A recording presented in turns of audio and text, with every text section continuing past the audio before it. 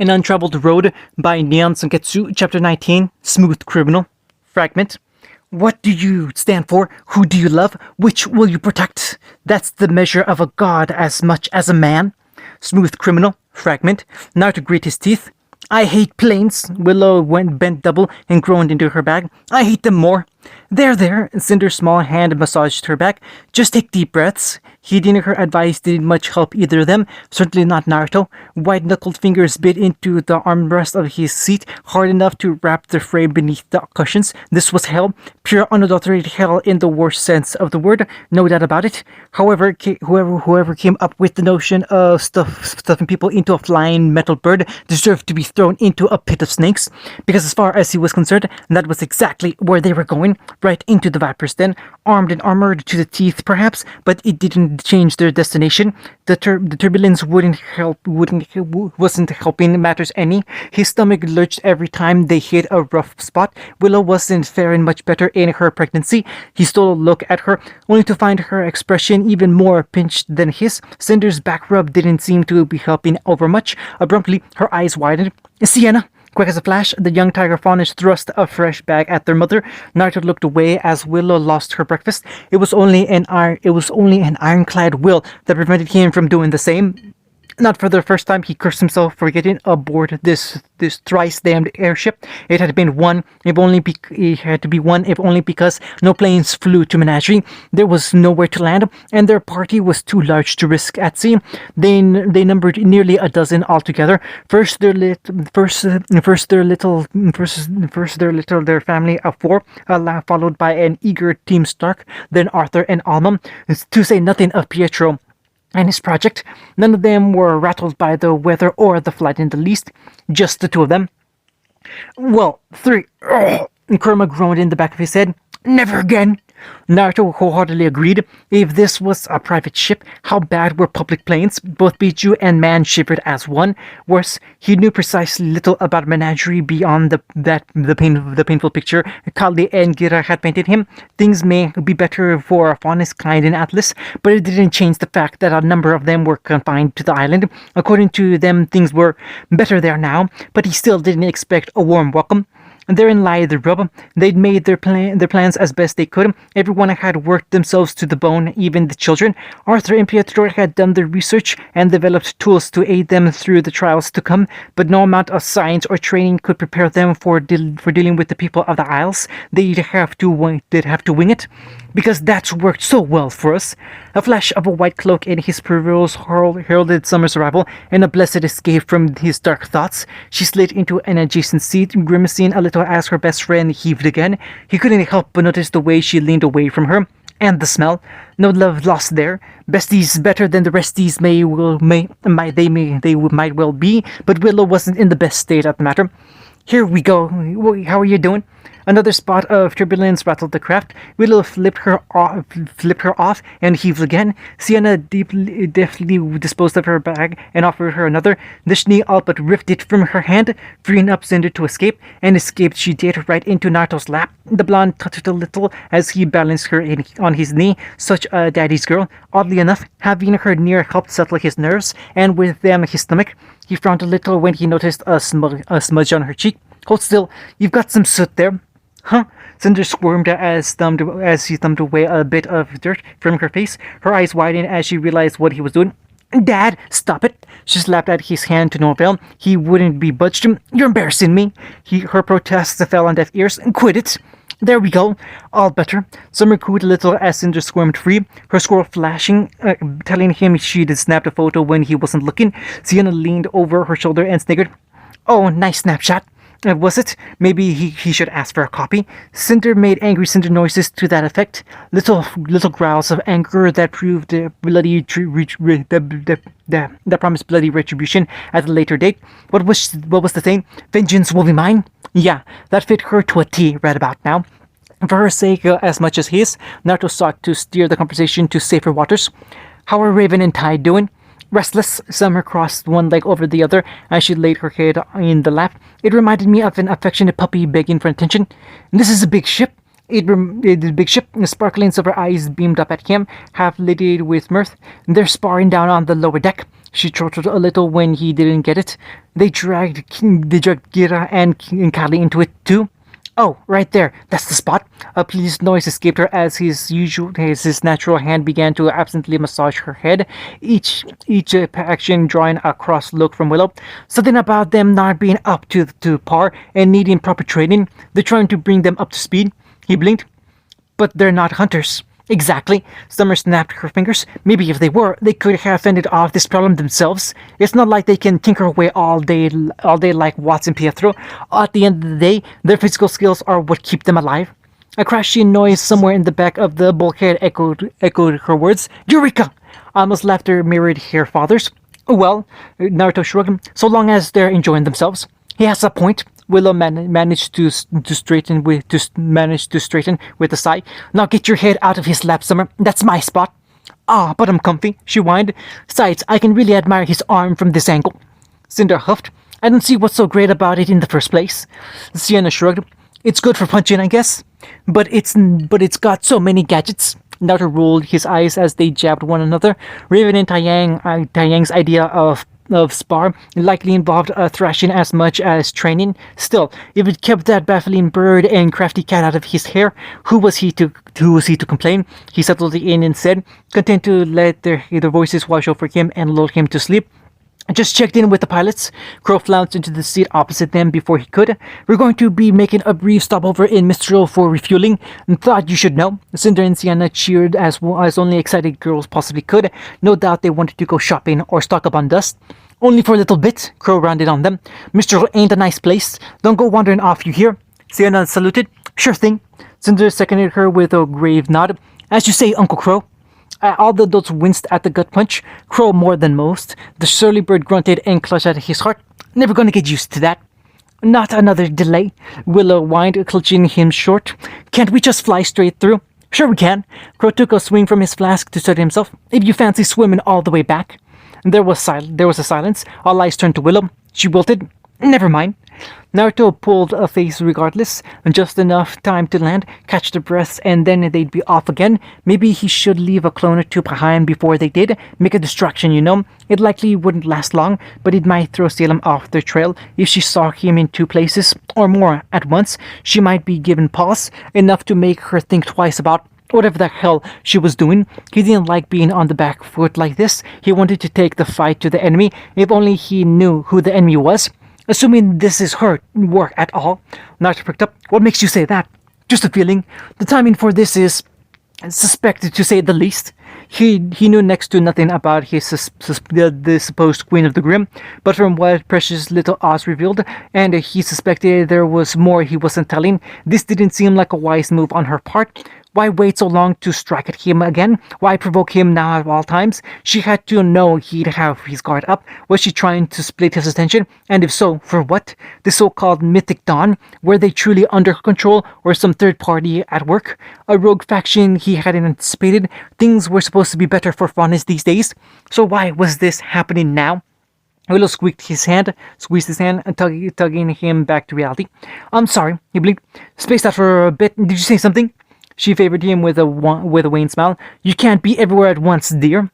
He really could. Sure, it would mean spreading himself thin, but if it kept his loved ones alive and safe. Yes, the more Naruto thought of it, the more the idea of a diversion appealed to him. The last time he'd done something like that, his boys bumbled into Ironwood and Sienna. That had only transpired because he left them alone without orders. While things had worked out well in the end, he wasn't willing to tempt fate a second time. If he did leave a clone or two behind, he'd have to give them very strict instructions, tenets for the lot of them to obey, lest they run rampant again. He'd already left one behind with Nicholas. The doppelganger wasn't to let Willow's father let out of his sight, no matter what. If that crazy witch thought she could strike at him while they were away, she had another thing coming. They would get through this, one way or another. Visit for you, Hazel. A guard rapped the bars of his cell with a baton, commanding his attention. The chained giant raised his head, blinked, scowled now. He could see a shadow behind the bars. Who are you? Naruto wanted nothing more than to leap out the moment they touched down. It was only decorum and concerns for Willow's condition that prevented him from sprinting down the ramp. Even then, they had to wait nearly a full hour for everyone to get their gear together before they could entertain the idea of leaving. Most of Watts, Pietro, and Team Stark chose to simply wait aboard the craft rather than risk being seen in public. Perhaps that was for the best. Better safe than sorry. Willow at least looked grateful for the fresh air. Thank heavens for small miracles. In the rare lapses she let him guide her down the ramp, hand in hand, Summer's scroll clicked once, drawing a scowl from them both. The landing zone really wasn't all that much to look at, just a simple landing pad on the outskirts of the city, with only the most basic of buildings nearby. Many looked to be in sore need of repair. He tried not to focus on them. If he let himself be distracted by Mistro's happenings, he'd lose sight of his goal again. No time for detours here. "We'll only be a few hours, sir." A guard saluted them. "You'll receive a call when we're ready." "Good," he replied. "Don't let anyone near the craft detain anyone who tries." The man grimaced under his stern gaze. "About that, sir." Just like that, he felt a migraine coming on. "There's been a bit of an incident." Naruto frowned a little. "What incident?" "Why, you filthy little Fletcher." A commotion near the back of the vessel drew his ear before the guard could answer. His head swiveled in that direction just in time to find another guardsman grappling with. Who was that? A boy? A girl? The clothes were a ragged tent around them, diverting any attempt to discern their identity. All he could see from here was a bright shock of orange hair. Actual orange? That, or very bright strawberry blonde. He did not seen that hair color before. Fascinating. "Well," Kurama mused, "if that's not a sign, I don't know what is." Willow saw him looking and nudged him with an elbow. "Go." He spun back to her to look at her. "I didn't say anything." "I know you." Her smile was soft. "Go on. I'll be right here." Well, if she didn't mind. On a whim, he leaned over. Cinder? His daughter, he really did love the ring to that word, perked up at once. "Papa? With me?" He gestured curtly. Her eyes lit up. "Coming." Pausing just long enough to make certain she followed him, he headed in that direction, leaving Sienna to fuss over Willow just as well, because a reedy yelp of pain had his blood boiling. 9 quick strides brought him over to the back of the craft, and with each passing moment, the shouts grew louder still. "Let me go!" The small figure rasped. "I didn't do nothing wrong." Naruto reached out and raised his voice. "What's all this?" "A stowaway, sir." The guard wrenched their arm. "Found this one trying to hide in the landing gear while we were refueling." He certainly looked slightly enough to fit up there. Got virgin on anorexis. Yet for all that, his eyes were bright and lively. Real survivor, this one. How was he still alive? Closer inspection revealed that this was indeed a member of the male persuasion. Thin and gaunt, not quite a man, neither a boy at that. Probably somewhere around Cinder's age. "Good job. What's your name?" The guard saluted sharply. Unfortunately, that meant letting go, and that man said Stowaway made a run for it. A flick of his wrist birthed a golden tether of chakra. He snatched them up and reeled them in. They kicked and struggled, but it was all for naught. He dropped down on his haunches, the better to look him in the eyes. "Do you know who I am?" The boy blinked at him, noted his hair, the whiskers, and his metal arm. Realization dawned in his eyes, horror mixed with an awe and fear. "You're that Schnee, ain't you?" Naruto stiffened aside and let him go with that very hand. He dismissed the guard with another. "I am." He'd given up trying to correct people long ago, even if the title irked him. Instead, he granted the little lad a nod, careful not to make any untoward moves, lest he tried to bolt again. "And you, why were you trying to sneak onto my ship?" "Because I want out of Mistral," the boy snarled, a wild light in his eyes. "Yours was the only landing pad that wasn't guarded. I needed to get out of the city today." He paused and squinted up at the sun, frowning. "Or was it yesterday? Doesn't matter." His gaze snapped back to him. "Everyone says you're a good person. You are, right?" When he didn't contest him, the boy barreled on. "Help me out. I'll make it worth your while." Kurama creaked an eye open. "Demanding brat." Curiosity reared its head. "All right, I'll bite. Who are you?" "Roman Torchwick. At your service." He sketched a shallow bow, somewhat offset by his ragged outfit. "You need a guy? I'm your guy. This ain't my first rodeo in Mistral." "He's got spirit," Cinder hummed, thumb in her chin. "I'd like that." Roman beamed. "That a good thing?" Naruto's brow darkened. No. They were not doing this. His little girl was not showing interest in boys. Absolutely not.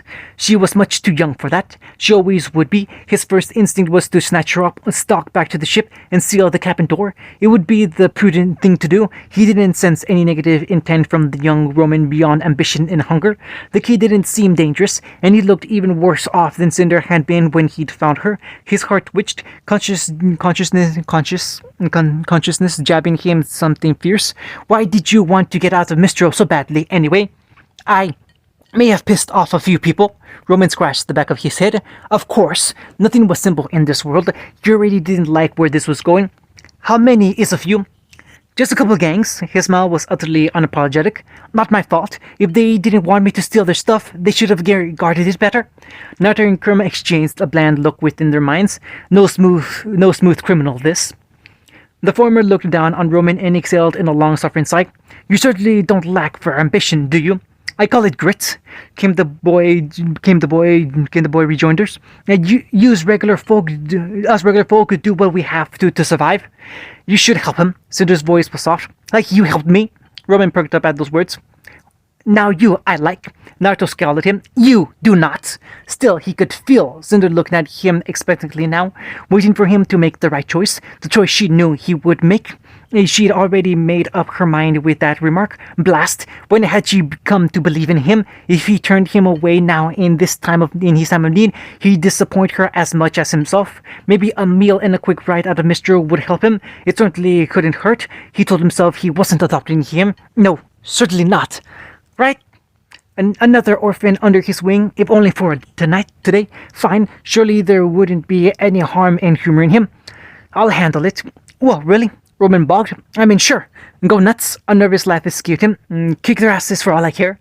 Cinder rubbed her hands together with a blank look. Oh, we'll do more than that. Naruto cast his eye to the sky. Sage, save him from surly children. Slow down, both of you. Only a child would swing first and ask questions later.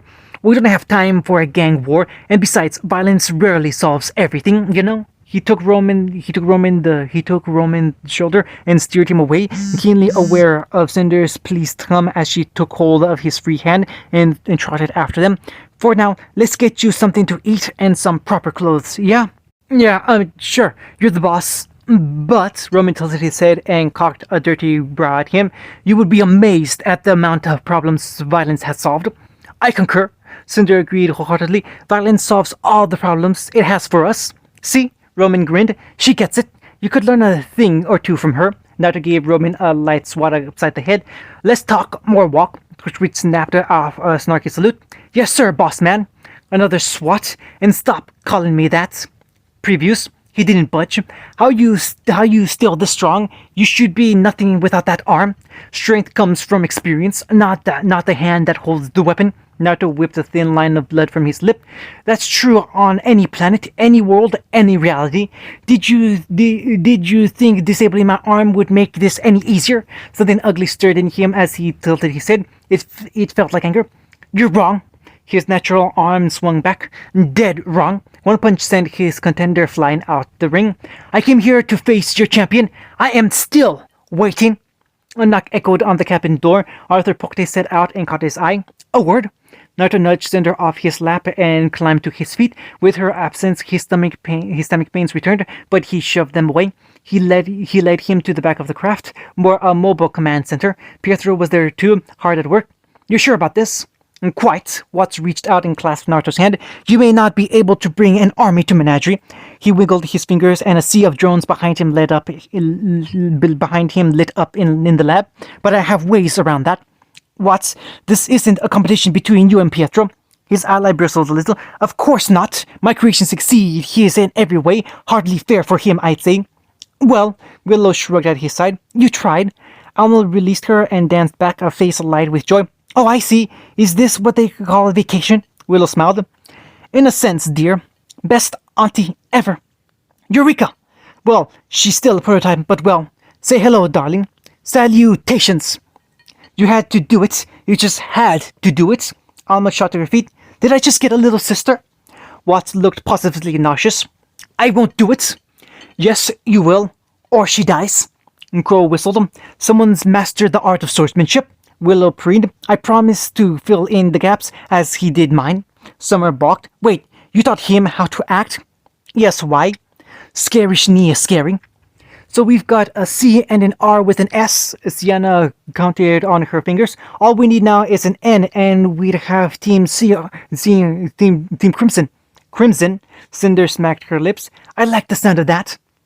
Sweet gig you got here. Roman kicked up his feet onto the table. What's a guy like me got to do to get in on this? Sienna saw now no reason to lie to him. Mugashni? Really? He saw deadpan honesty in her eyes. Holy shit, you actually did that? Cinder winced. Looking back, it probably wasn't a wise choice to steal from someone armed to the teeth. Roman kicked up his legs, grinning fit to burst. Cinder, I think you and I are going to get along just fine. End of chapter 19.